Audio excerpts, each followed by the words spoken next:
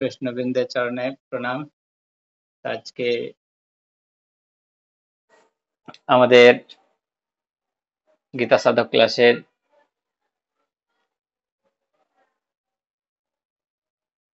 পঞ্চম অধ্যায় কর্মসন্ন্যাস যোগ। কর্মসন্ন্যাস যোগের আজকে 17 নম্বর শ্লোক পাঠে রয়েছে। আমি সকলে কৃপা করবেন যাতে গুরু মহারাজের কৃপায়, আমাদের পথপ্রদর্শক গুরুর কৃপায় দু একটা কথা বলতে পারি। তো প্রথমে আমি একটু মঙ্গলাচরণ করার প্রয়াস করছি। যদিও ভক্ত কম রয়েছে, আশা করি আস্তে আস্তে সকলে উপস্থিত হবেন। জয় শিল প্রভুপাদ কি জয়।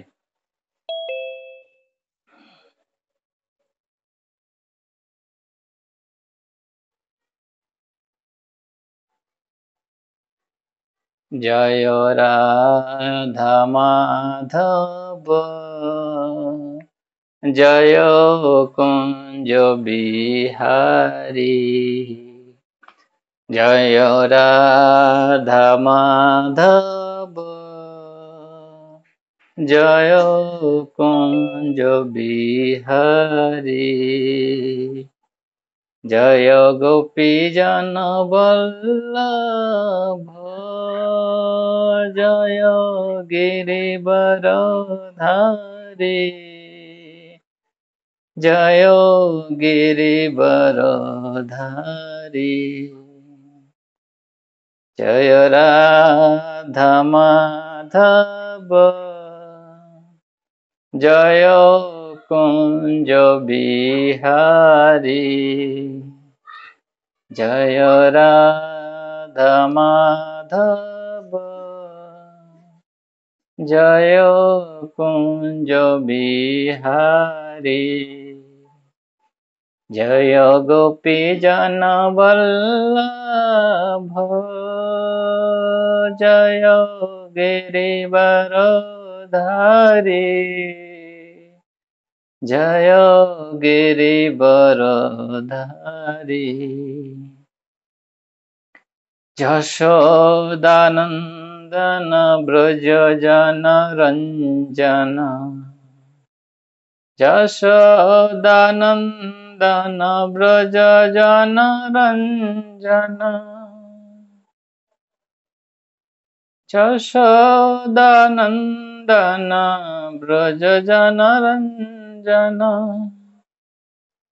যমুনা তীর বনচারী, রাধা মাধব, জয় কুঞ্জ বিহারী।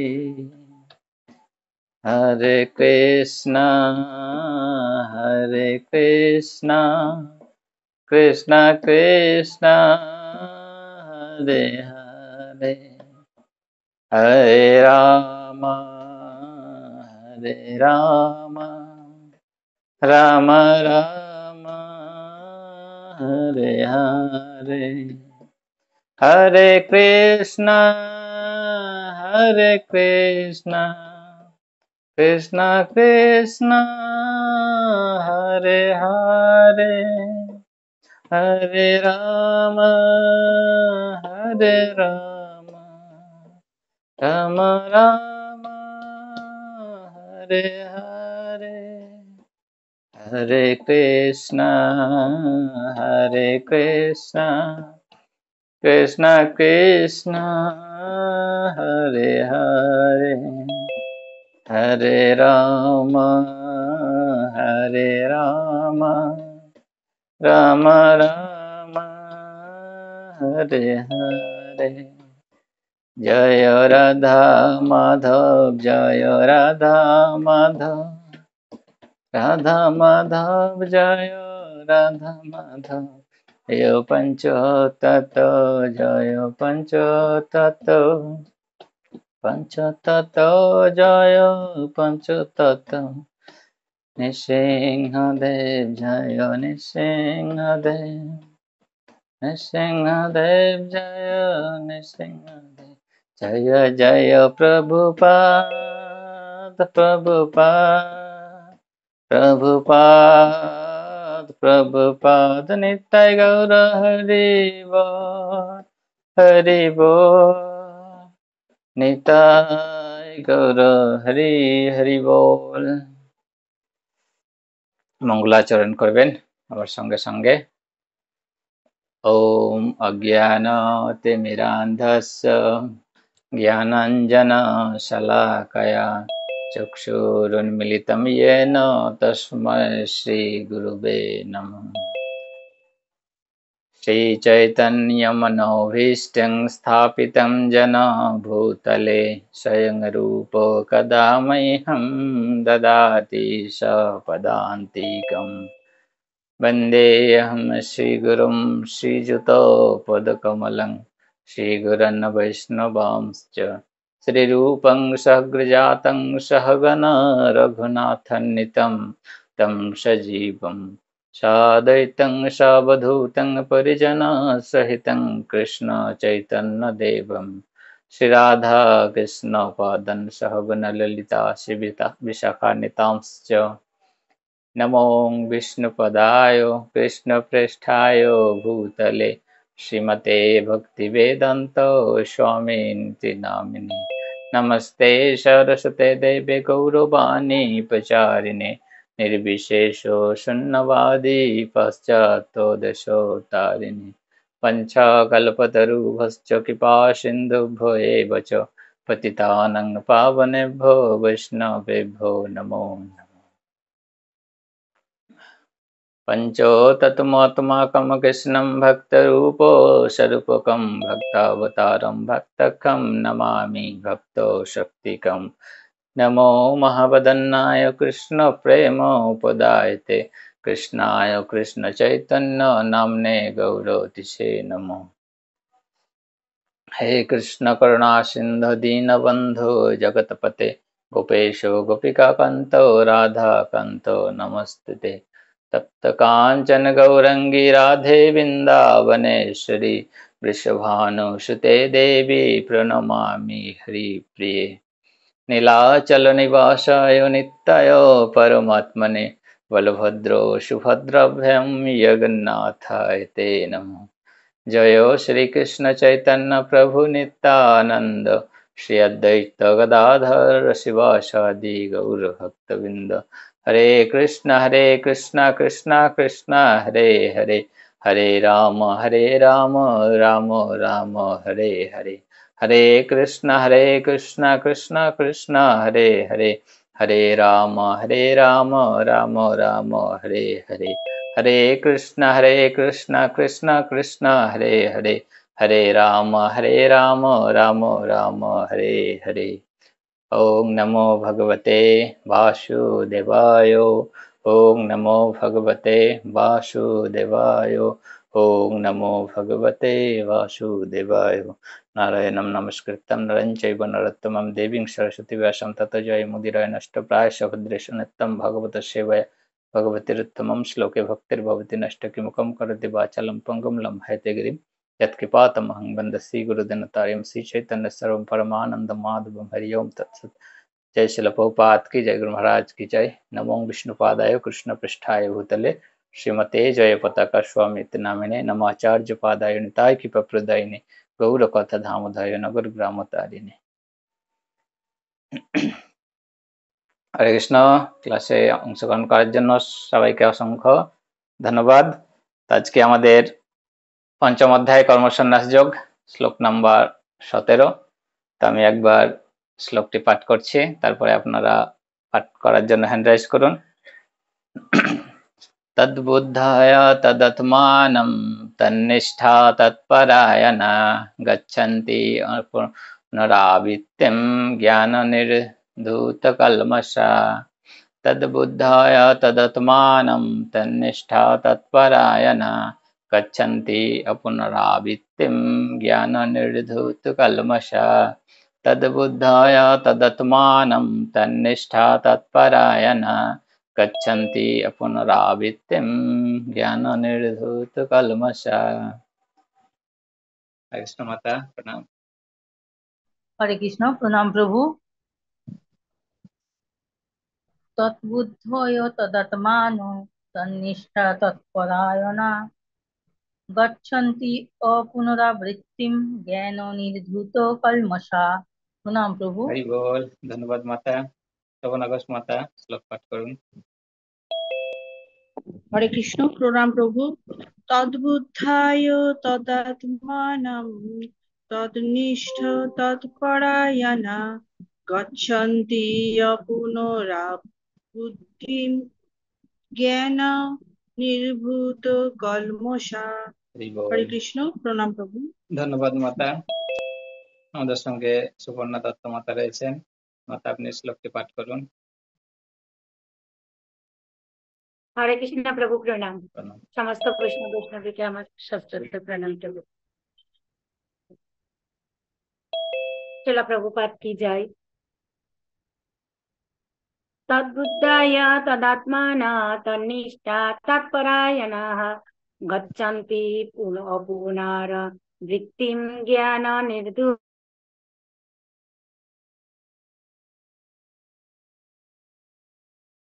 হরি বল।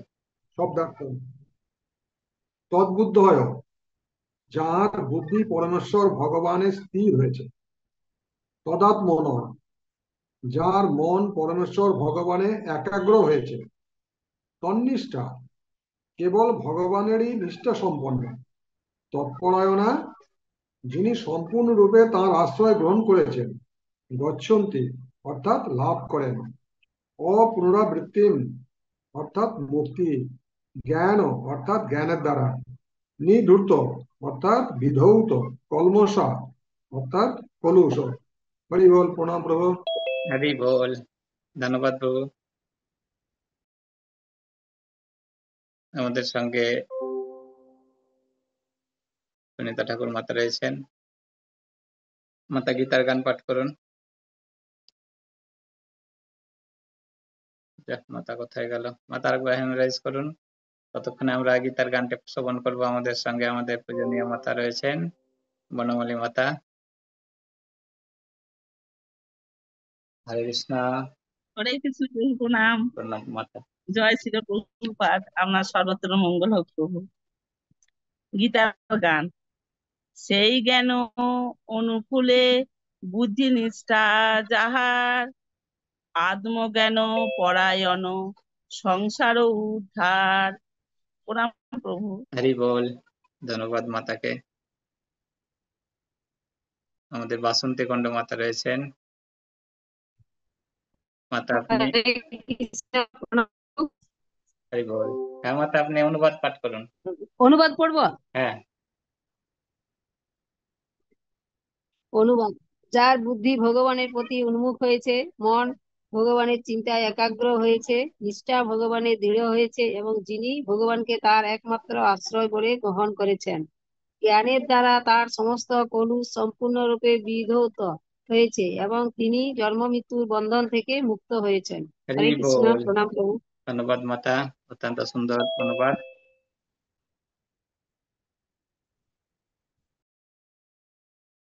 আরেকবার আমি একটু পাঠ করি। অত্যন্ত সুন্দর বলছে, যার বুদ্ধি ভগবানের প্রতি উন্মুখ হয়েছে, মন ভগবানের চিন্তায় একাগ্র হয়েছে, নিষ্ঠা ভগবানে দৃঢ় হয়েছে এবং যিনি ভগবানকে তার একমাত্র আশ্রয় বলে গ্রহণ করেছেন, জ্ঞানের দ্বারা তার সমস্ত কলুষ সম্পূর্ণরূপে বিধৌত হয়েছে এবং তিনি জন্ম মৃত্যুর বন্ধন থেকে মুক্ত হয়েছেন। খুব সুন্দর। পরবর্তীতে আমরা তাৎপর্য শ্রবণ করব। আমাদের সঙ্গে ভিভো আচ্ছা নাম দেখাচ্ছে, প্রভু মাতাজি অন করুন। হরে কৃষ্ণ প্রভু। ধন্যবাদ। প্রণাম প্রভু। হরি বল। আমাদের নিপেন প্রভু কি যায়, প্রভু তাৎপর্য পাঠ করুন। পদস্থ গুরু শ্রীপাদ প্রভু শ্রীপাদ পথে প্রণাম নিবেদন করছি। জগৎ গুরু শ্রীল প্রভুপাদ কি জয়। ভগবান শ্রীকৃষ্ণ হচ্ছেন পরম তত্ত্ব। সম্পূর্ণ ভগবত গীতার শ্রীকৃষ্ণের ভগবত্তার কথা ঘোষণা করছে। সমস্ত বৈদিক শাস্ত্রে সেই একই কথা বলা হয়েছে। তত্ত্ববিদেরা পরম তত্ত্বকে ব্রহ্ম, পরমাত্মা ও ভগবান রূপে জানেন। ভগবান হচ্ছেন পরম তত্ত্বের শেষ কথা। হরি বল। হরে কৃষ্ণ। ধন্যবাদ প্রভু। আমাদের মাতা রয়েছেন সুছন্দা মাতা, তার পরবর্তী অংশটি পাঠ করুন। হরে কৃষ্ণ প্রভু, প্রণাম প্রভু। আমার কথা শোনা যাচ্ছে ভালোভাবে? হরি বল, শোনা যাচ্ছে মাতা। ঠিক।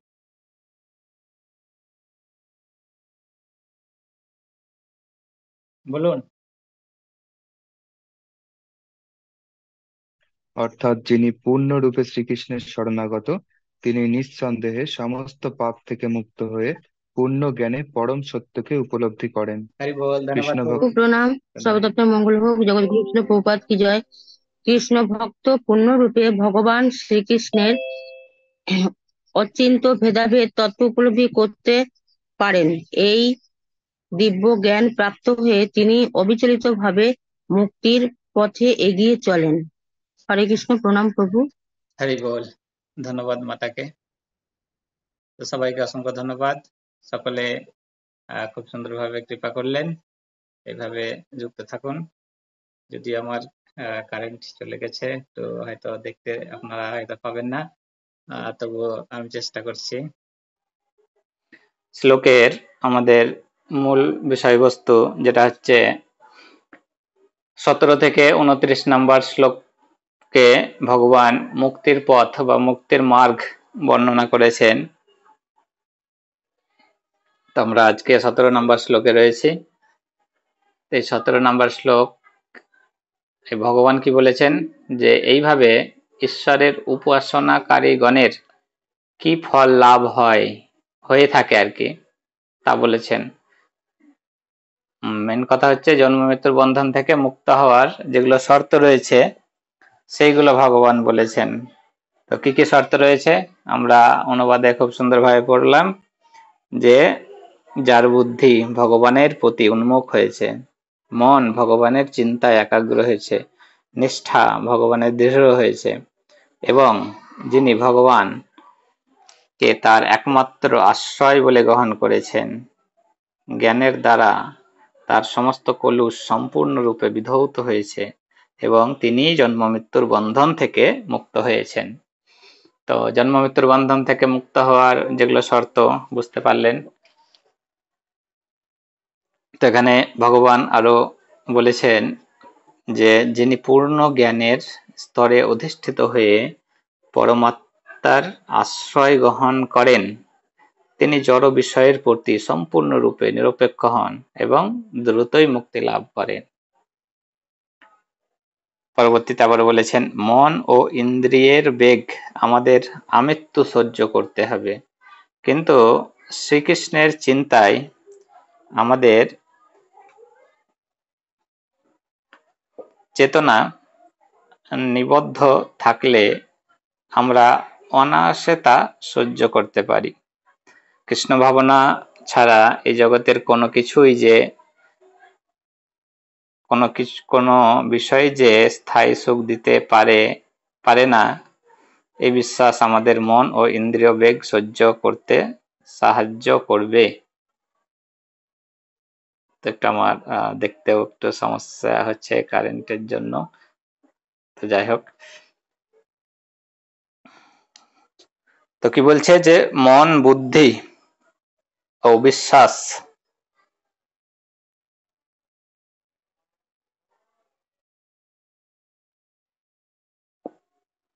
তো আর একটা যেটা বলা হচ্ছে স্লাইডে আপনারা একটু লক্ষ্য করবেন যে পরম ব্রহ্মের ধ্যান, আজকে যেটা মানে মূল বিষয়বস্তু। তো এই শ্লোকে কি বর্ণনা করা হয়েছে, জীবাত্মা তার দেহ থেকে আলাদা চিন্ময় বস্তু। তো জীবাত্মার কথা বলা হয়েছে, যেটা আমরা গীতাতে 14 অধ্যায়ে 17 নম্বর শ্লোকে আমরা পেয়ে যাব। খুব সুন্দর শ্লোক। তো সেখানে বর্ণনা করা হয়েছে, কি বর্ণনা করা হয়েছে,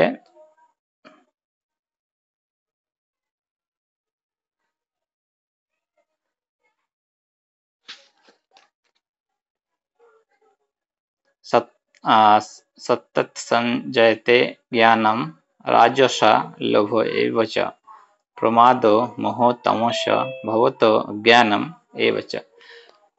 তো কি বলেছে, এই জ্ঞান লাভের পর সে মুক্তি লাভের জন্য অবশ্যই পরম ব্রহ্মের ধ্যানে স্থির হবেন। তো কি বলেছে, মন, বুদ্ধি ও বিশ্বাস পরম ব্রহ্মে স্থির করার মাধ্যমে যে কেউ আমাদের শ্লোকে বলা হয়েছে কি কি? মন, বুদ্ধি আর বিশ্বাস, তিনটে জিনিসকে কি করতে হবে? পরম ব্রহ্মে স্থির করার মাধ্যমে যে কেউ পূর্ণ জ্ঞান লাভ করে সমস্ত প্রকার কলুষ থেকে সম্পূর্ণরূপে পরিশুদ্ধ হতে পারে। এভাবে জীব সোজাসুজি মুক্তির পথে অগ্রসর হবে। তা মুক্তির পথ কোথায় বা কি সেটা আমরা অবশ্যই বুঝতে পারছি। তো এখানে পরম কথাটি অত্যন্ত গুরুত্বপূর্ণ। এখানে আমরা প্রভুপাদের প্রাঞ্জল তাৎপর্যে প্রথমেই দেখতে পাই যে ভগবান শ্রীকৃষ্ণই হচ্ছে পরতত্ত্ব। তাই পরম কথাটির দ্বারা পরম সত্য, পরম বাস্তব শ্রীকৃষ্ণকেই বোঝানো হয়েছে। সমগ্র ভগবদ গীতায় একটি কথাই ঘোষণা করা হয়েছে। কি ঘোষণা করা হয়েছে? যে শ্রীকৃষ্ণই পরম ব্রহ্ম, পরমেশ্বর ভগবান। তা পরতত্ত্ব অর্থাৎ পরম ব্রহ্ম এখানে বলা হয়েছে। যিনি তত্ত্ববিদগণের কাছে ব্রহ্ম, পরমাত্মা ও ভগবান রূপে পরিজ্ঞাত আর কি। তো তত্ত্বগণ ব্যক্তিগণ কি জানে?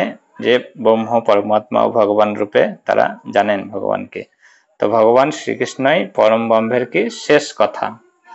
এখানে আমাদের তাৎপর্যের তৃতীয় লাইনে কি বলা হয়েছে? ভগবান হচ্ছেন পরতত্ত্বের শেষ কথা, মানে তার উপর আর কিছু কথা থাকে না। সেটা প্রমাণ স্বরূপ আমাদের দুটি শ্লোক রয়েছে, যে সপ্তম অধ্যায়ের 7 নম্বর শ্লোক আপনারা পরে পড়ে নেবেন, খুব সুন্দর। মত্ত পরতরম নান্যাৎ কিঞ্চিদস্তি ধনঞ্জয় ময়ি সর্বমিদম উক্তম সূত্রে মনি গণাইব।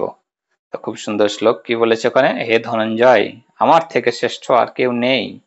সূত্রে যেমন মণি সমূহ গাথা থাকে, তেমনি সমস্ত বিশ্বই আমাতে ওতপ্রোত ভাবে জড়িত। তো এখান থেকে খুব সুন্দর আরেকটি শ্লোক 14 নম্বরের, যেখানে 27 নম্বর শ্লোক, সেখানে বলা হয়েছে। তো সেখানে কি বলা হয়েছে? যে ব্রহ্মণ্য হি প্রতিষ্ঠা অহম অমৃতস্য অব্যয়স্য চ শাশ্বতস্য ধর্মস্য সুখস্য ঐকান্তিকস্য চ। তা আমি নির্বিশেষ ব্রহ্মের প্রতিষ্ঠা বা আশ্রয়, যেখানে আমরা অনুবাদে পেয়েছি আর কি পরমাশ্রয়। তো এখানে ভগবান বলছে আমি নির্বিশেষ ব্রহ্মের প্রতিষ্ঠা বা আশ্রয়, অব্যয় অমৃতের, শাশ্বত ধর্মের এবং ঐকান্তিক সুখের আমি আশ্রয়। এখানে খুব সুন্দরভাবে ভগবান নিজেই বলেছেন। সুতরাং পরম ব্রহ্মের ধ্যানে স্থির হওয়া মানে পূর্ণরূপে কৃষ্ণ ভাবনাময় হওয়া। তো আমাদের কি করতে হবে? মন, বুদ্ধি, বিশ্বাস ও আশ্রয় শ্রীকৃষ্ণের চরণে কি করতে হবে? অর্পণ করতে হবে। সবকিছুই চিন্ময় দৃষ্টিকোণ থেকে দেখার কারণে পরিশুদ্ধ জ্ঞান লাভ হয়। এভাবে পরম ব্রহ্ম শ্রীকৃষ্ণের ভেদাভেদ তত্ত্ব পূর্ণরূপে উপলব্ধি করে পরম মুক্তির পথে আমরা কি করতে পারবো? অগ্রসর হতে পারবো। আমরা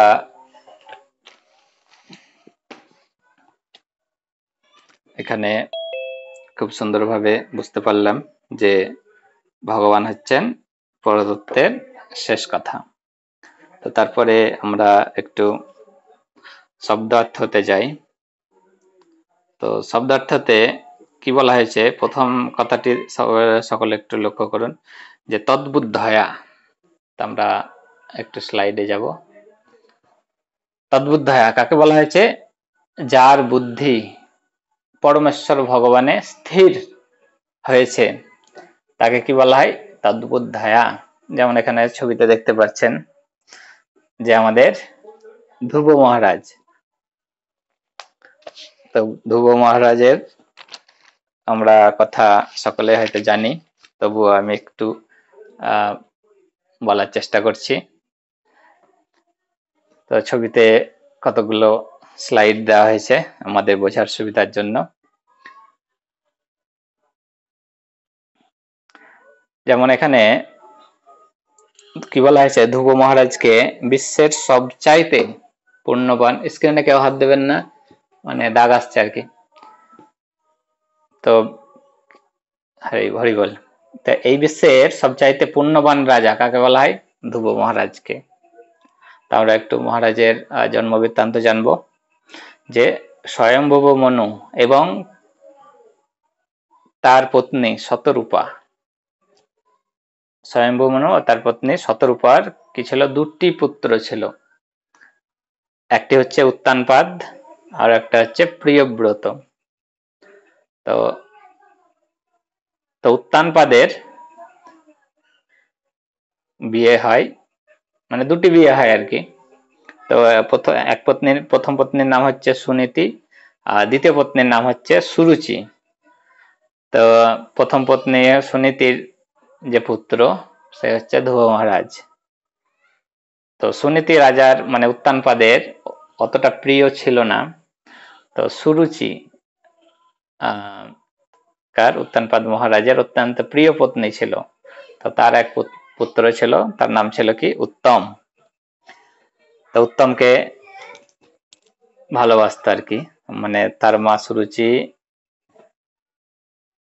যেহেতু মানে উত্তানপাদ মহারাজের অত্যন্ত প্রিয় ছিল। তো এক সময় কি হয়েছে, উত্তানপাদ বসে আছে সিংহাসনে, আমরা দ্বিতীয় ছবিতে দেখতে পাচ্ছি।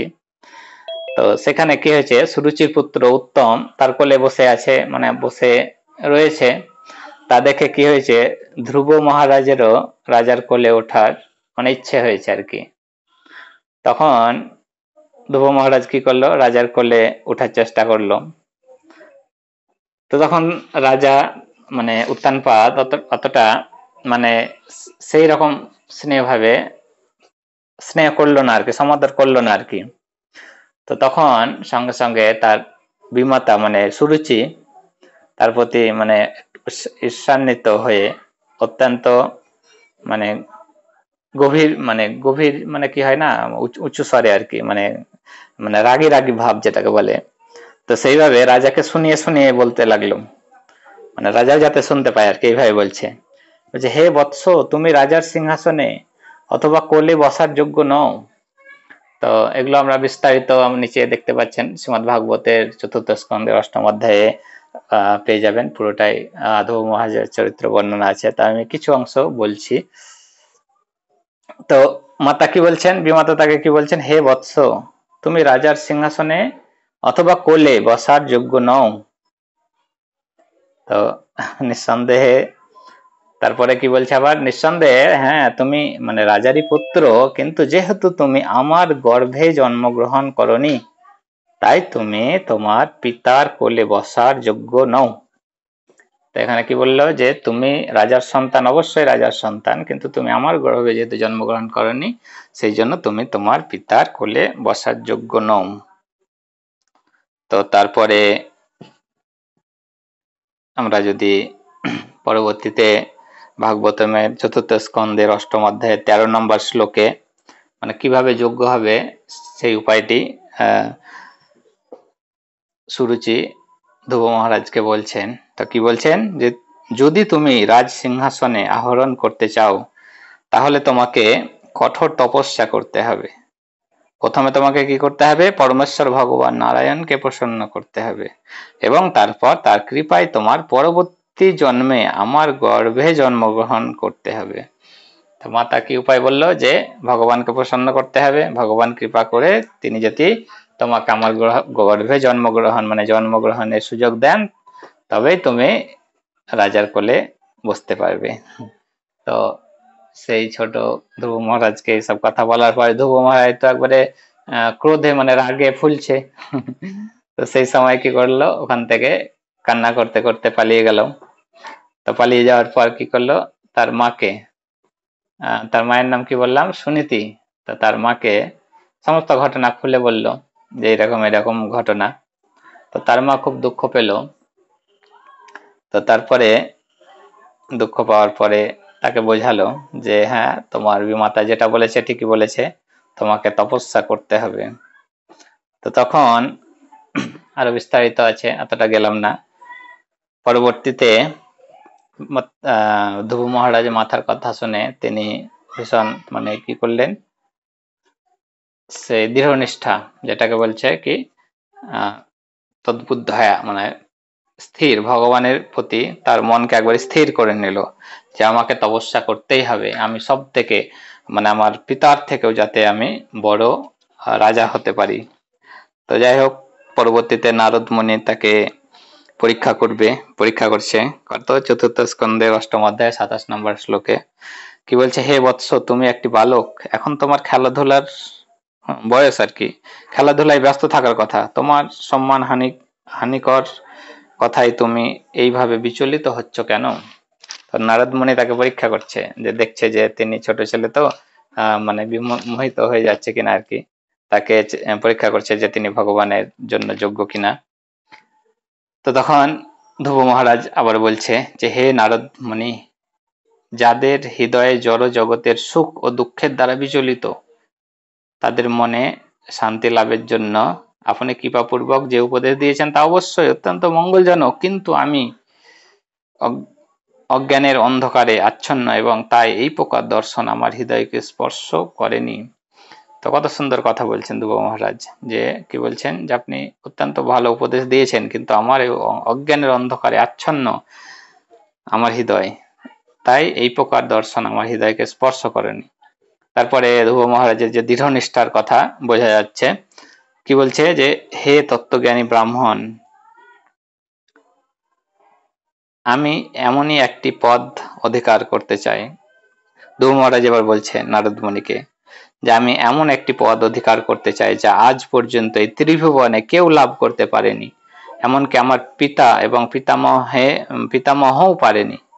আপনি যদি আমাকে অনুগ্রহ করতে চান, তাহলে দয়া করে আপনি আমাকে সেই সৎ পন্থা প্রদর্শন করুন, যা অনুসরণ করে আমি আমার জীবনের সেই উদ্দেশ্য সাধন করতে পারবো।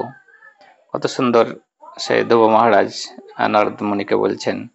তখন নারদ মুনি কি করলো, ধ্রুব মহারাজকে উপদেশ দেওয়া শুরু করলো। কি বলছেন, তোমার মা সুনীতি তোমাকে যে ভগবত ভক্তির পন্থা অনুসরণ করার উপদেশ দিয়েছিলেন তা তোমার জন্য সর্বোত্তভাবে উপযুক্ত, তাই তোমার উচিত ভগবত ভক্তিতে পূর্ণরূপে মগ্ন হওয়া। যে ব্যক্তি ধর্ম, অর্থ, কাম এবং মোক্ষ এই চতুর্বর্গ কামনা করেন, তার কর্তব্য হচ্ছে পরমেশ্বর ভগবানের ভক্তিতে যুক্ত হওয়া, কারণ তার শ্রীপাদ পদ্মের আরাধনার ফলে এই সমস্ত বাসনা পূর্ণ হয়। তো কি বলছে, পরমেশ্বর ভগবানের ভক্তিতে যুক্ত হওয়ার কারণ মানে যুক্ত হওয়ার ফলে কি হবে, আমাদের সমস্ত কামনা বাসনা পূর্ণ হয়ে যাবে। তো তখন নারদ মুনি তাকে বললেন যে তুমি মধুবনে যাও, মধুবনের সেই তীরে গিয়ে তুমি তপস্যা করো। তো একটু বলে দিই এখানে, তা আমরা গত বছর তো আমরা বৃন্দাবনে যাওয়ার সুযোগ হয়েছিল আমাদের পথপ্রদর্শক গুরুর কৃপায়। তো এবারও প্রোগ্রামের ব্যবস্থা আছে, যারা যেতে চাইছেন তারা বলবেন, যোগাযোগ করবেন দুর্গাপূজার সময়। তো যাই হোক, সেখানে কি আছে, সে 12টি বন রয়েছে, দ্বাদশ মহাবন যেটাকে আমরা বলি। তো সেই দ্বাদশ মহাবনের মধ্যে মধুবন হচ্ছে একটি বন। যমুনার সেই মধুবনে যমুনার তীরে তাকে তপস্যা করতে বললেন। তো আমরা একটু বনের নামগুলো একটু সংক্ষেপে জেনে নিই, এখন প্রসঙ্গ উঠেছে। তো আমরা যে দ্বাদশ মহাবন রয়েছে,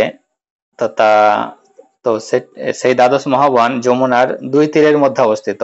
তো পূর্ব তীরে মানে পূর্ব দিকে 5টি মহাবন রয়েছেন, যার নাম হচ্ছে ভদ্রবন, বিলবন, লৌহবন, ভান্ডির বন, মহাবন। তো এই 5টি হচ্ছে পূর্ব দিকে। আর যমুনার পশ্চিম দিকে যে 7টি বন রয়েছে, মধুবন, তালবন, কুমুদবন, বহুলাবন, কাম্যবন, খদিরবন এবং বৃন্দাবন। তো এই 7টি হচ্ছে যমুনার পশ্চিম তীরে। এবং এই যে যমুনা নদী রয়েছে তাতে উল্লেখযোগ্য 24টি ঘাট রয়েছে, যেগুলির নাম আপনারা দেখে নেবেন। ভাগবতমের চতুর্থ স্কন্ধের 8ম অধ্যায়ের 42 নম্বর শ্লোকে দেওয়া আছে, আমি বিস্তারিত আর বলছি না। 24টা গুরুত্বপূর্ণ ঘাট রয়েছে, যেমন 24 নম্বর এর মধ্যে দশাশ্বমেধ ঘাট রয়েছে। তো যাই হোক, আমরা ধ্রুব মহারাজের চরিত্র থেকে যে দৃঢ় নিষ্ঠা, যে আমাদের শব্দার্থের যে প্রথম পয়েন্ট তদ্বুদ্ধয়া, যার বুদ্ধি পরমেশ্বর ভগবানে স্থির হয়েছে, তারপরে তদাত্মন, যার মন পরমেশ্বর ভগবানে একাগ্র হয়েছে, নিষ্ঠা, কেবল ভগবানই মানে নিষ্ঠা সম্পদ। তো সেই কথাটি আমরা সেটা বোঝানোর জন্য তো মহারাজের এখানে কথাটি একটু উল্লেখ করলাম। আমরা আর একটি এরকম চরিত্র পাবো, দৃঢ় নিষ্ঠা, যেমন আমাদের প্রহ্লাদ মহারাজ। তো এখানে আমরা দৃঢ় নিষ্ঠার মানে উল্লেখযোগ্য দৃষ্টান্ত হচ্ছে প্রহ্লাদ মহারাজ। যেমন এখানে দেখতে পাচ্ছি আমরা, আমি শর্টেই বলছি, যেমন তার পিতা তাকে কত রকম ভাবে মারার চেষ্টা করেছিলেন, সাপের মুখে ফেলেছিলেন, হাতির পায়ের তলে ফেলেছিলেন, তারপরে আগুনে পুড়িয়ে মেলার চেষ্টা করেছিলেন, কিন্তু তার ভগবানের প্রতি দৃঢ় নিষ্ঠা ছিল যে হ্যাঁ ভগবান আমাকে রক্ষা করবেন, আমার কোনো সব চিন্তা করার কোনো কারণই নেই। তারপরে আমরা আরেকটি উদাহরণ দেখতে পাই যে ঈশ্বরের প্রতি বিশ্বাস রাখা এবং কখনো হাল না ছেড়ে দেওয়ার, সেই গল্পটি আমরা সকলেই জানি। যেমন আমরা স্লাইডে দেখতে পাচ্ছি যে পুরীতে অর্জুন মিশ্র নামে এক পান্ডা বাস করত, যাকে সকলে কি বলতেন, গীতা পান্ডা নামে পরিচিত ছিল। সকলে গল্পটি জানি, তবু আমি একটু শর্টকাটে বলি যে তিনি অর্জুন মিশ্র জগন্নাথের খুব মানে প্রিয়, মানে খুব জগন্নাথের প্রবল ভক্ত ছিল আর কি। এবং তার বেশিরভাগ সময় তিনি কি করতেন, গীতা অধ্যয়নে ব্যয় করতেন। যেমন আমরা ছবির প্রথমে দেখতে পাচ্ছি, প্রথম ছবিতে, যে তিনি গীতা অধ্যয়ন করছেন বেশিরভাগ সময়। তিনি এমন মানে বড় অবস্থা, বাড়ির মানে ফ্যামিলির অত বড় অবস্থা না, তিনি সে ভিক্ষা করেই সংসার পরিচালনা করতেন। তো তার কি ছিল, ভগবান জগন্নাথের প্রতি অটুট বিশ্বাস ছিল। তা একবার কি হয়েছে, সেই প্রবল বৃষ্টি থামছেন না, সেই প্রবল বৃষ্টিতে তিনি বাইরে তো যেতে পারছেন না ভিক্ষা করতে, তখন কি করছেন, তো তার তো ভিক্ষা না করলে সংসার চলবে না, তো সেই খাবারের সমস্যা দেখা দিয়েছে। তো তিনি তবুও বৃষ্টির মধ্যে বাইরে গেছে, তো আসছে না, দেরি হচ্ছে। তখন তার স্ত্রী কি করছেন, সেই হতাশা এবং ক্রোধে কি করছে, সেই গীতার সে একটি যে শ্লোক রয়েছে, সে শ্লোকটিকে কেটে দিয়েছিল, 3টি দাগ দিয়ে সেটাকে কেটে দিয়েছিল। তো তার কিছুক্ষণ যাওয়ার পরে দেখলো 2টি সুন্দর ছেলে কি করছে, তার দরজায়, যেমন আমরা 3 নম্বর ছবিতে দেখতে পাচ্ছি, 2টো সুন্দর ছেলে কি করছে, তার দরজায় চলে এসছে। কিসের জন্য এসছে, তার সব খাবার সামগ্রীগুলো সব নিয়ে এসছে। তো তখন তার স্ত্রী জিজ্ঞাসা করলে সবকে দিয়েছে, তখন বললে যে গীতা পান্ডা তারা হচ্ছে বন্ধু, সে তাদেরকে দিয়ে পাঠিয়েছে। তো তখন তার স্ত্রী তাদের সেই সুন্দর ছেলেদের খাবার জন্য প্রস্তাব দেন। তখন তারা কি বললো যে তার জিভ কেটে গেছে, তাই তারা খেতে পারবে না। তো তারপরে আবার পরবর্তীতে যখন গীতা পান্ডা এসছে, তখন বুঝতে পেরেছিল যে এই ছেলে দুটি কোনো সাধারণ নয়, এ হচ্ছে স্বয়ং জগন্নাথ এবং বলদেব। তো তারপরে তারা কি করলো, মন্দিরে গিয়ে গীতা পান্ডা এবং তার স্ত্রী জগন্নাথের কাছে ক্ষমা চাইলো, এবং তারা সেখানে লক্ষ্য করলেন যে জগন্নাথের ঠোঁটে 3টি দাগ হয়ে আছে, সেই দাগটি যে তার স্ত্রী কেটে দিয়েছিল। তো এই গল্প থেকে কি শিক্ষা পেলাম আমরা, যে এই গল্পটি প্রভুর প্রতি যে অবিচল বিশ্বাস এবং ভক্তির যে শক্তি, সেটাকে তুলে ধরে যিনি সর্বদা তার ভক্তের জন্য কি করেন, সমস্ত কিছু ভগবান সরবরাহ করেন। তো এখানে আমরা এই স্লাইড থেকে বুঝতে পারলাম, তো হচ্ছে দৃঢ় নিষ্ঠার আর কি। তো আমাদের কি করতে হবে, আমাদের মনকে সব সময় কি করতে হবে, ভগবানের চিন্তায় একাগ্র করতে হবে। আমরা হয়তো বলি যে ভগবানকে কোথায় পাবো ভগবানকে, যে ভগবানের চিন্তায় মনকে একাগ্র করব। তা না, আমরা আগে জেনেছি যে ভগবানকে কোথায় পাওয়া যায়, যে ভগবানের গুণমহিমা কীর্তন করলে।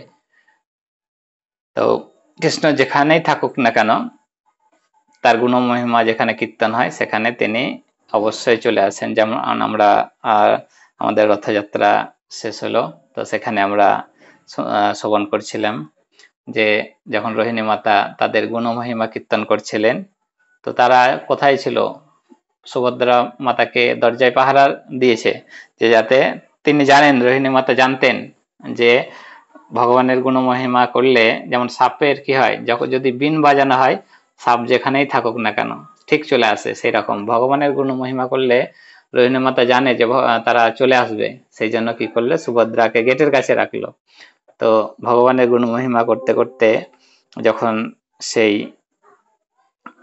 রাস লীলা বর্ণনা করছেন, তো তখন ভগবান এবং বলদেব চলে এসেছেন গেটের কাছে, তো তারাও শুনছেন কান পেতে, যার ফলে আমরা সেই জগন্নাথ বলদেব সুভদ্রার এই রূপটা আমরা এখন দর্শন করতে পাচ্ছি।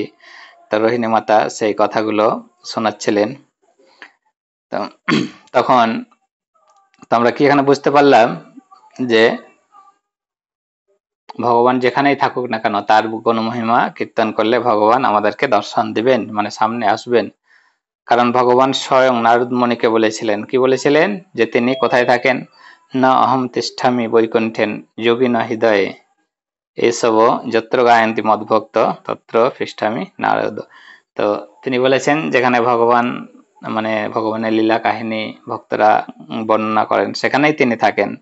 তো আমাদের সেই জগন্নাথ লীলাতে আমরা শ্রবণ করলাম যে রোহিণী মাতা যখন বর্ণনা করছিলেন, তারপরে আমরা দেখেছি যে গোপীরা যখন ভগবানের সেই বিরহ গীত বর্ণনা করছে মানে করছিল আর কি, আমরা দশম স্কন্ধের 31 অধ্যায়ে পেয়ে যাব গোপী গীত। তো তার মধ্যে একটা ফেমাস শ্লোক হচ্ছে সেই 9 নম্বর শ্লোক।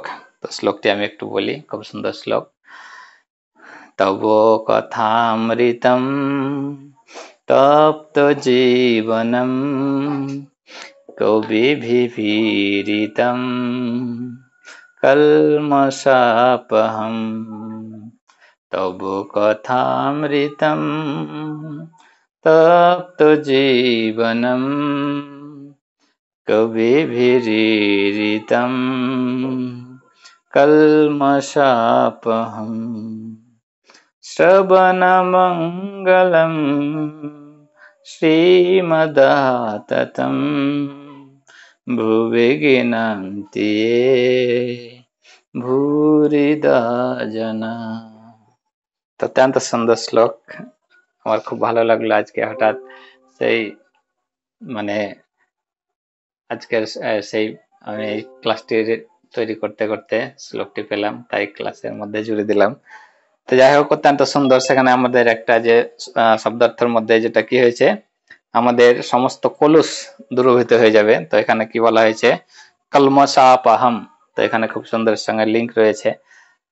তো গোপীরা কি বলছে, হে প্রভু, এই জড় জগৎ যারা, এই জড় জগতে যারা তিতাপ কষ্টে জীব, তারা শান্তি পাবে একমাত্র আপনার কথায়। তো কবিরা কি বলছে, আপনার কথায় যে ত্রিতাপ ক্লিষ্ট জীব রয়েছে তারা আপনার কথায় সে শান্তি পাবে আর কি, মুক্তি পাবে। আপনার কথার অমৃত পান করে, কথা অমৃত, আপনার কথার অমৃত পান করে এই দুঃখ থেকে মুক্তি পেতে পারে। তো প্রথমে বলা হয়েছে তব কথা অমৃতম, মানে আপনার কথায় হচ্ছে অমৃত সমান, এই অমৃত পান করে এই জড় জগৎ থেকে মুক্তি পেতে পারে, আর অন্য কিছুতে নয়। আমরা কি করছি, আমরা সবাই এই জড় জগতে সেই ত্রিতাপ জ্বালায় দুঃখ কষ্ট পাচ্ছি। কেউ হয়তো ভাবছে যে আমি সুখী, আমি সুন্দর, আমি খুব শিক্ষিত, আমার পেছনে অনেক লোক রয়েছে, পেছনে হয়তো সাইডে সবসময় লোক ঘুরে বেড়ায়। তো এইরকম মনোভাব থাকলে তো তাকে মূর্খ ছাড়া আর কিছুই বলা যাবে না। কারণ শাস্ত্রে বলছে যে তুমি যদি সুখী তো এখানে কি করছো, কারণ এটা তো সুখী লোকের জায়গা নয়, মানে সুখে থাকার জায়গা নয়, এটা হচ্ছে ভব সমুদ্র আর কি। তো আমরা সকলেই সমুদ্রতে স্নান করেছি, আপনারাও হয়তো সকলেই করেছেন। তো এক কোমর জলে আমরা যদি দাঁড়িয়ে থাকি তো কেউ কি স্থির থাকতে পারবেন না, কেউ পারবেন না। কারণ এটা আমারও একবার উপলব্ধি হয়েছে, একবারই হয়তো সেই সমুদ্রতে স্নান করার সুযোগ হয়েছিল। তো ঢেউ, উতাল পাতাল, কত রকম ঢেউ আছড়ে পাছড়ে ফেলে দিচ্ছে, স্থির থাকতে কোনো মতেই পারা যাবে না। তো এই জড় জগৎকে কি বলা হয়, আমাদের ভব সমুদ্র। তো এখানে আমরা আমাদেরকে টালমাটাল অবস্থা, কাম ক্রোধ লোভ মদ মাশ্চর্য এতগুলো আমাদের ঢেউয়ের মতো নিরন্তর কি হচ্ছে, আসছে। কারো ক্ষমতা নেই এগুলোকে কি করা, রোধ করা, সে যতই বড় শিক্ষিত হোক না কেন। যতই পণ্ডিত হোক না কেন, যতই সুন্দরী হোক না কেন। কেউ হয়তো অনেকে বলে যে এ হয়তো বিয়ে টিয়ে করেনি বলে খুব চঞ্চল, বিয়ে করলে শান্ত হয়ে যাবে, অনেকে বলে। কিন্তু আমরা বর্তমানে দেখতে পাচ্ছি যে নিজের স্ত্রী রয়েছে তবুও কি করে, অন্যের স্ত্রীকে দেখলে ভালো লাগে। অন্যের স্বামী রয়েছে, নিজের স্বামী রয়েছে তবু অন্যের স্বামীকে হয়তো ভালো লাগে। তো বর্তমান কলিযুগের প্রভাব আর কি। এগুলো হচ্ছে ভবরোগ আর কি। অশিক্ষিত বলে কি এই ভবরোগ নেই তা না। তো যারা মানে মানে যারা জানে না তারা কি বলবে যে ওহ, ওই ওই প্রভুটা খুব সুখী বা ওই ব্যক্তিটা খুব সুখী, ও বিশাল কিছু, কিন্তু কিছুই না তুমি। ভব সমুদ্রে কি করছো, রয়েছে বাস। তা আমাদের সেই সাগরে আছে, সাগরে থাকলে কেউ কি সুখী হতে পারে? টালমাটাল অবস্থা হবেই। তো এটা কাটবে কখন না, আমরা কি করতে হবে যে গোপীরা কি বলেছেন, তব কথামৃতম। তো এই অমৃত আমাদেরকে, কথার অমৃত পান করতে হবে, তবে আমাদের কি হবে, চরিত্র শুদ্ধ হবে। যতক্ষণ না চরিত্র আমাদের শুদ্ধ হচ্ছে ততক্ষণ আমাদের কিছুই ভালো লাগবে না। আমার যদি যেমন একটা উদাহরণ দেয় ছোট, যে আমাদের যদি হয়তো পেট খারাপ থাকে তাহলে আমরা কি করব, আমাকে যদি রাজভোগও দেওয়া হয় তবুও কিন্তু আমি খেতে পারবো না। তো জোর করে যদি রাজভোগ বলে জোর করে যদি খাওয়ার চেষ্টা করি তাহলে কি হবে, আমার হয়তো মাথা করে উল্টেই পড়ে যাব বা বমি করে দিতে হবে। তো আমাদের শরীর যদি ঠিক না থাকে তো আমরা সেইভাবে যেমন খেতে পারি না, সেই রকম আমাদের যদি মনে কলুষতা থাকে, কলুষতা দূর না হয়, দূর না করতে পারি, তাহলে কি হবে, আমাদের চেতনার পরিবর্তন হবে না। তো আমাদের মেন কথা হচ্ছে আমাদের চেতনাকে পরিবর্তন করতে হবে। যেটা আছে সেটাতেই আমাদের সুখী থাকতে হবে, তবে কি হবে, তবে আমরা সেই কৃষ্ণ ভাবনার অমৃত পান করতে পাবো। তো কি বললো প্রথমে, তব কথামৃতম তপ্ত জীবনম। তো আপনারা হয়তো বলবেন যে অনেক বেশি বেশি করে বলছে, কিন্তু এটা আমি বলছি না, এটা সেই শ্লোকেই গোপীরা বলে গেছেন। এবং শুধু গোপীরা বলছে তা না, তারপরে লাইনটা অত্যন্ত সুন্দর, কি বলেছেন, কবিভিরিতম, কবিভিরিতম মানে কি বলছেন, কবিরা বলছেন এগুলো, যে গোপীরা বলছে বা আমি বলছি তা না। তো কবি আমরা হয়তো বলতে পারি যারা হয়তো নাটক লেখে, গল্প লেখে, তারাই হচ্ছে কবি, কিন্তু আসলে তারা কবি নন।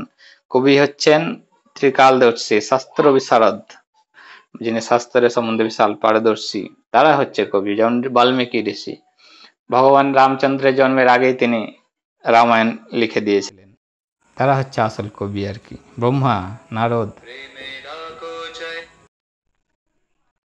হরি বল। তো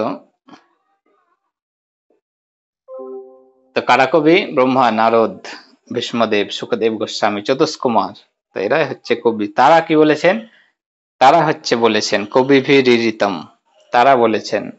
তারপর কি বলেছেন, কলমশাপহম। তো কি হবে, আমাদের সমস্ত আমাদের যে চরিত্রের যে কলুষতা রয়েছে তা দূর হয়ে যাবে, হৃদয়ে পূর্ণতা আসবে, সমস্ত কলুষ আমাদের নষ্ট হয়ে যাবে। আমাদের নিজেদের চেতনা যতক্ষণ না ঠিক ঠিক থাকে তখন আমরা কি করি, অন্যের বিচার করি। যে আমাদের নিজের চেতনা যখন কলুষিত থাকে তখন আমরা কি বলি, ওই প্রভুটা ঠিক নেই, ও একটু বেশি বাড়াবাড়ি করে। তো আমরা অন্যদেরকে দোষ দিই। আসল কথা হচ্ছে আমি নিজেই ঠিক নেই আর কি, সেই কারণে আমরা কি করি, অন্যদেরকে দোষ দিই যে ও ঠিক নেই। তো এরকম একটি গল্প রয়েছে। সময় কতটা হলো, আছে কিছুটা, 5 মিনিট, যাই হোক। তো এক গল্প, এক রাজা খুব বাইরে যাবে আর কি, তো খুব তাড়াহুড়ে, মানে সকালে আর কি। তো রানীকে বলছে তাড়াতাড়ি কিছু খেতে দাও, আমি একটু মানে যাবে বাইরে শিকারে, হয়তো কোনো ঘুরতে যাবে। তো তখন রানী তাড়াতাড়ি করে কি করছে, রাজাকে খেতে দিয়েছে। তো যেমনই রাজা কি করবে, খেতে বসবে, তো তখন হঠাৎ দেখছে যে খাবারের মধ্যে উপর থেকে একটা টিকটিকি পড়ে গেল। তো তখন রাজা তো রেগে একেবারে লাল হয়ে গেল। তো রানীকে বলছে কি এসব, যে কিভাবে খেতে দিয়েছো, ঠিকঠাক করে খেতে দাওনি। তো তারপরে রানী আবার ভয়ে সয়ে বলছে, আমি মহারাজ আমি তাড়াতাড়ি আবার নতুন করে তৈরি করে দিচ্ছি। তখন মহারাজ বলছে, না থাক, আজকে আমি খাবোই না। তো তখন রাজা মনে মনে চিন্তা করছে যে সকালে কার মুখ আজকে দেখেছি, কার মুখ দেখে খেতে বসলাম, যার ফলে এরকম একটা ঘটনা ঘটলো। তো তিনি মনে মনে ভাবছে, হ্যাঁ ওই লোকটার মুখ দেখেছিলাম বলে আমি আজকে সকালে আমার খাবার জুটলো না। তখন তার সে সৈনিক দেখে বলছে, সেনাপতি সৈনিকেরা কে আছো, যাও ধরে আনো ওকে আর শুলে চড়িয়ে দাও। তো তারপরে সৈনিকেরা তখন সেই ব্যক্তিকে খুঁজতে গেল যার মুখ রাজামশাই সকালে দেখেছিলেন। তো আমরা যেটা বর্তমানে বলি যে ওর জন্য হয়তো আমার দিনটা ভালো গেল না বলে থাকি। তো সৈনিকেরা কি করলো, সেই ব্যক্তিকে ধরে আনলো। তো রাজামশাই রাজার সামনে, তখন রাজা বলছে, বলো তোমার আখরি মানে শেষ ইচ্ছা কি আছে। তো তখন সেই ব্যক্তিটি বলছে, রাজামশাই আমার একটা আপনাকে প্রশ্ন করার আছে আর কি। তো তখন বলছে, ঠিক আছে প্রশ্ন করবো মাত্র, ঠিক আছে করো। বলছে, রাজামশাই আপনি সকালে খেতে পাননি, আমার মুখটা দেখেছিলেন, তার জন্য আমি খুব দুঃখিত। তো আপনার সেটা মনে হয়েছে যে আমার মুখটা দেখে আপনার এই সমস্ত কিছু নষ্ট হয়েছে, কিন্তু আপনি একবার ভাবুন, সকালে উঠে আমি আপনার মুখটা দেখেছি, তা আপনার মুখটা কত মানে কলুষ দেখুন, মানে কত আপনার মুখটা পাপী, যে আপনার মুখটা দেখেছি বলে আজকে আমার এই মৃত্যু হয়ে যাচ্ছে। তো এখানে সে বলার একটাই উদ্দেশ্য যে যার মনে কলুষ রয়েছে সে কি করে অন্যকে বলে যে ও হচ্ছে মানে আর কি ও ঠিক নেই আর কি। তো যাই হোক, তো তারপর কি বলেছেন, শ্রবণ কলমশাপাহম আমরা বুঝলাম যে আমাদের কলুষতা কিভাবে মুক্ত হবে। তারপরের লাইনটা হচ্ছে কি, শ্রবণ মঙ্গলম, তা আমাদের শ্রবণ করতে হবে। যত আমরা শ্রবণ করব ততই আমাদের কি হবে, আমাদের চেতনা পরিবর্তন হবে এবং আমাদের এটাই হচ্ছে আমাদের মঙ্গলময় আর কি। তো যাই হোক, আজকের শ্লোকটায় এতদূর। তো আজকের মেন বিষয়বস্তু হচ্ছে মুক্তির পথ বা মার্গ আমাদের এখানে বর্ণনা করা হয়েছে। তো মুক্তি আমরা কিভাবে পাবো বুঝতে পারলাম যে ভগবত সেবা, ভগবত ধাম লাভ। তো মুক্তির মার্গে মানে পৌঁছাতে গেলে, মুক্তি মার্গে পৌঁছাতে গেলে আমাদের কি হতে হবে, সমস্ত রকম পাপ থেকে মুক্ত হয়ে সদ্গুরু চরণাশ্রয়ে মানে থেকে ভগবানের সেবায় যুক্ত থাকতে হবে এবং আমাদের কি করতে হবে, সেই ভগবানের কথা শ্রবণ করতে হবে, কারণ শ্রবণ হচ্ছে শ্রবণ মঙ্গলম। তো সেই আমরা গোপীগীত থেকে সেটা বুঝতে পারলাম। তো আজকের শ্লোকের উপর আমার এতটাই উপলব্ধি ছিল। তো যদিও কারেন্টের জন্য একটু সমস্যা হলো, তো আপনারা খুব কষ্ট করে শ্রবণ করেছেন। যদি কোনো কিছু ভালো লাগে, পুরোটাই আমাদের পথপ্রদর্শক গুরুর কৃপা এবং আমাকে আজকের স্লাইড প্রস্তুতিতে সাহায্য করেছেন আমাদের ইন্দ্রজিৎ মন্ডল প্রভুকে ধন্যবাদ জানাই।